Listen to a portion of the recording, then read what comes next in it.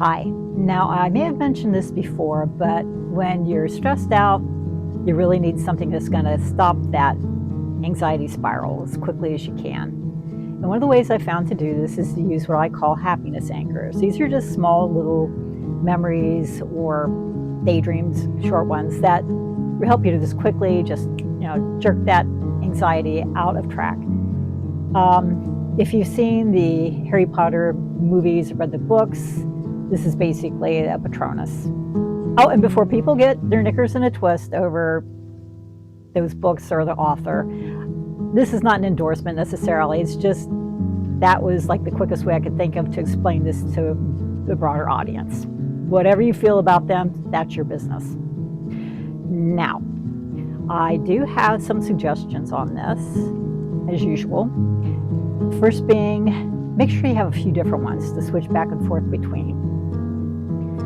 I had a cat that I absolutely adored. He would crawl in my arms in the middle of the night, and I'd wake up and I'd have this cat in my arms, purring his brains out, and it was just like the most contented, calm feeling in the world. And I would use that memory as my anchor, which worked really well until he died. And then I was trying to, find an anchor to help stop me, being so sad about him constantly. And it didn't work because I would think about him as my happiness anchor, and then I would just be reminded of how much I missed him. And you can see where that would backfire. So again, I suggest having several different ones so you can switch back and forth depending on your situation. In fact, it's a really good idea to have ones that are kind of perpetual memories.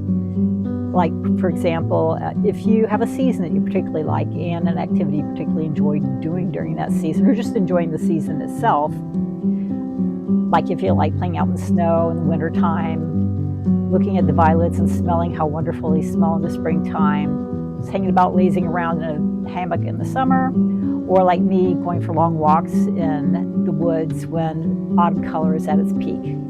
That's a good thing to choose, because even if it isn't that particular season at the moment, it's always going to come back next year sometime within the next 12 months. So you always have that to look forward to. The other problem with these things is that, when you're stressed out, it's the hardest time to remember to use all these little coping skills in your coping skills toolbox. In fact, you're usually often so stressed out, you don't even remember that you have a coping skills toolbox. So what you can do to kind of get around that is to put little, reminders on your phone that pop up every now and then. Try to time it so that it's going to be times when you're going to have a little bit of free space to not have to be concentrating on something else, like don't have it set for when you're at work or when you're driving or something like that. But, maybe first thing in the morning when you get up, because there's a lot of cortisol that builds up in your body overnight, and first thing in the morning, that's often when you're the most stressed out.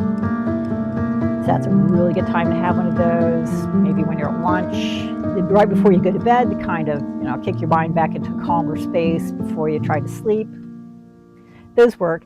And not just having a little alarm go off, sometimes you can record a word saying, whatever your anchor is, and that will actually remind you of the specific thing. I find that helps. Now, if you found that helpful, just follow, subscribe, whatever, and be sure to like this, and you can see more of whatever I come up with in the future. I'm talking about stuff to help you. And thank you, and I hope you have a good day. Bye.